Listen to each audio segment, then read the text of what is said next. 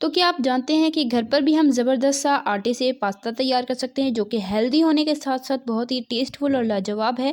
बाहर के पास्ते को भी पीछे छोड़ देगा। बहुत ही टेस्टी और ज़बरदस्त सी रेसिपी है। आपने रेसिपी को ट्राई ज़रूर करना है।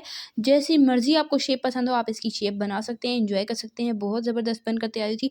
आपने क्या करना है, रेसिपी को बिना स्किप किए एंड तक देखना है। चैनल पर नए हैं, सब्सक्राइब कर लें। बिना देर की रेसिपी स्टार्ट करते हैं। बिस्मिल्लाहिर्रहमानिर्रहीम। सबसे पहले डो तैयार करेंगे। उसमें एक बोल में हम यहाँ पर ले लेंगे 2 कप आटा। नॉर्मल आटा जो हम यूज़ करते हैं वो भी ले सकते हैं, फ़ाइन आटा भी ले सकते हैं, चाहे तो मैदा भी ले सकते हैं, लेकिन मैंने यहाँ पर नॉर्मल आटा लिया है। नमक इसमें शामिल किया हाफ़ टी स्पून और कुकिंग ऑयल हम इसमें शामिल करेंगे 2 टीस्पून भरकर, और हाथ की मदद से अच्छे तरीके से हमने इसे मसल लेना है।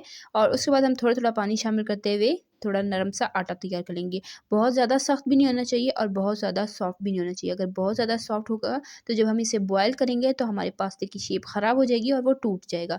और बहुत ज़्यादा हमने हार्ड नहीं रखना। तो यहाँ पर आप देख सकते हैं आटे का टेक्सचर इस तरह से आपने आटा गूँध लेना है, और आटा हमारा यहाँ पर तैयार हो चुका है। ऊपर हल्का सा ऑयल लगाएँगे, 10-15 मिनट का रेस्ट दे देंगे ताकि अच्छे से सेट हो जाए, और 10-15 मिनट के बाद हम इसे 1-2 बार अच्छे से गूँध लेंगे ताकि ये नीट हो जाए। और यहाँ पर आप आटे का टेक्सचर देख सकते हैं। मैंने बहुत ज़्यादा सॉफ्ट नहीं रखा। अब आटे को हम 2 हिस्सों में डिवाइड करेंगे, और एक यहाँ पर बड़ा सारा हम पेड़ा बना लेंगे, और इसे हमने अच्छे से बेल लेना है। पहले हाथों की मदद से प्रेस करेंगे और फिर हम हल्का-हल्का खुश्क आटा लगाते हुए इसे बेल लेंगे। रोटी को आपने नॉर्मल बेलना है, बहुत ज़्यादा पतला नहीं बेलना, वरना जब हम इसे बॉयल करेंगे तो ये टूट जाएँगे, और बहुत ज़्यादा मोटा होगा तो इसका टेस्ट ज़बरदस्त नहीं आएगा, आटे जैसा टेस्ट लगेगा। तो रोटी को आपने थोड़ा पतला बेलना है। यहाँ पर रोटी मैंने बेल ली है। अब यहाँ पर जो नॉर्मल घर में ढक्कन होता है किसी भी बोतल का, छोटे साइज़ का ढक्कन आपने लेना है, और उससे इस तरीके से आपने कट लगा लेने हैं, और ये देखिए इस तरह से आपने इसकी शेप बना लेनी है। बहुत ही ईज़िली शेप बन जाएगी। मैं दोबारा एक और आपको दिखा देती हूँ। इस तरह से पहले आपने प्रेस करना है और फिर इस तरह से, और चुटकी से आपने अच्छे से दबाना है ताकि ये बॉयल होते हुए खुले नहीं। तो आप चाहें तो हाथ पर हल्का-सा खुश्क आटा भी लगा सकते हैं, अगर आपके लिए थोड़ी-सी मुश्किल हो रही है तो। अदरवाइज़ ईज़िली ये बन जाएँगे। तो सेम तरीके से मैं यहाँ पर सारे के सारे पास्ते की शेप्स तैयार कर लूँगी। तो यहाँ पर मैंने सारे के सारे पास्ते की शेप बना ली, और ये देखें जी कितनी यूनिक और कितनी अट्रैक्टिव सी इसकी ये शेप है। आप कोई और डिज़ाइन अगर चाहें, आपके ज़हन में आ रहा है, तो आप कोई और डिज़ाइन भी बना सकते हैं, लेकिन ये बहुत ही यूनिक सा है इसलिए मैंने यही डिज़ाइन बनाया है। अब यहाँ पर खुले बर्तन में पानी को अच्छे से गर्म कर लेंगे। इसमें शामिल करेंगे 1 टीस्पून नमक और 2 टीस्पून इसमें कुकिंग ऑयल शामिल करेंगे। अच्छे से बॉयल आने देंगे, और बॉयल आने के बाद जो हमने ये पास्ता बना कर रखा था, ये पास्ता इसमें शामिल कर देंगे, और इसे हम हाई फ्लेम पर बॉयल करेंगे तकरीबन 7 मिनट तक। 5 से 7 मिनट में ये अच्छे से बॉयल हो जाएगा।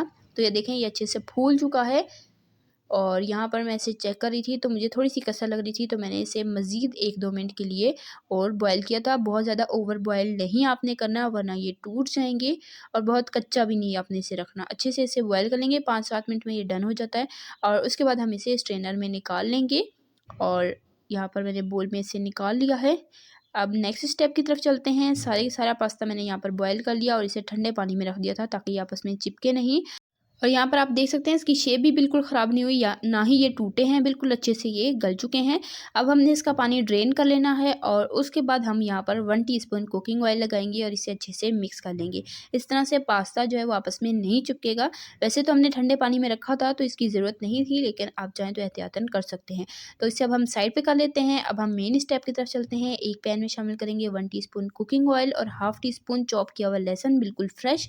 30 सेकंड के लिए इसे सौते करेंगे। हल्का सा कलर चेंज हो जाए, इसमें चॉप की हुई छोटे साइज़ की प्याज शामिल कर देंगे, और प्याज को 2 मिनट तक हमने सौते करना है ताकि इसका क्रंच थोड़ा ख़त्म हो जाए, हल्की सी ये सॉफ्ट हो जाए, कलर नहीं लाना। उसके बाद हम इसमें शामिल कर देंगे एक छोटे साइज़ की गाजर जूलियन कट की हुई।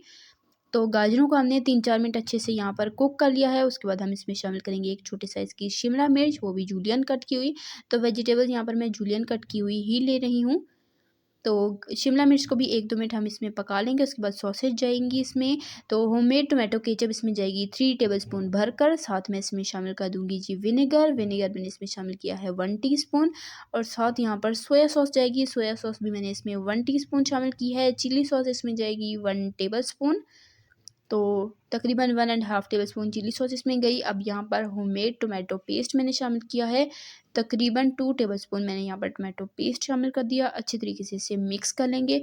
अब इसमें कुछ स्पाइसेस जाएँगी। कुटी लाल मिर्च 1/4 टीस्पून इसमें जाएगा, नमक इसमें जाएगा 1/4 टीस्पून, और कुटी हुई फ्रेश काली मिर्च भी मैं इसमें 1/4 टीस्पून शामिल कर रही हूँ। मैं थोड़ा-सा चटपटा बना रही हूँ।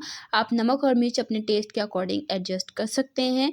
अगर आपको काली मिर्च नहीं पसंद तो आप इसे स्किप भी कर सकते हैं। सॉस आप अपनी अपनी मर्ज़ी के हिसाब से बना सकते हैं, जितनी पतली पसंद हो या जितनी थिक पसंद हो।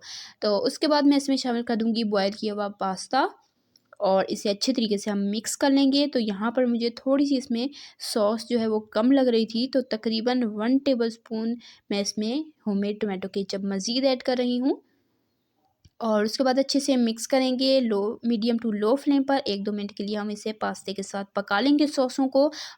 और यहाँ पर आप अपनी मर्ज़ी के हिसाब से इसकी थिकनेस रख सकते हैं। मैंने हल्का-सा सॉसी पास्ता रखा है।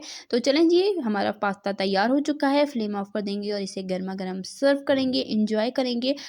तो उम्मीद करती हूँ आपको मेरी आज की ये ज़बरदस्त हेल्दी और टेस्टी सी आटे के पास्ते की रेसिपी ज़रूर पसंद आई होगी। रेसिपी ज़रा सी पसंद आई है, वीडियो को लाइक करें, शेयर करें फ्रेंड एंड फैमिली मेंबर्स के साथ। चैनल पे नए हैं, चैनल को सब्सक्राइब करें इसी ताकि टेस्टी यम्मी रेसिपीज़ के लिए, सिंपल ईज़ी रेसिपीज़ के लिए, चाइनीज़ रेसिपीज़ के लिए, बेकिंग रेसिपीज़ के लिए, डिज़र्ट रेसिपीज़ के लिए मेरे चैनल को सब्सक्राइब करें। मैं आपके लिए इसी तरह की ज़बरदस्त आसान सी रेसिपीज़ लाती रहती हूँ। इंशाल्लाह फिर मिलेंगे। अल्लाह हाफ़िज़।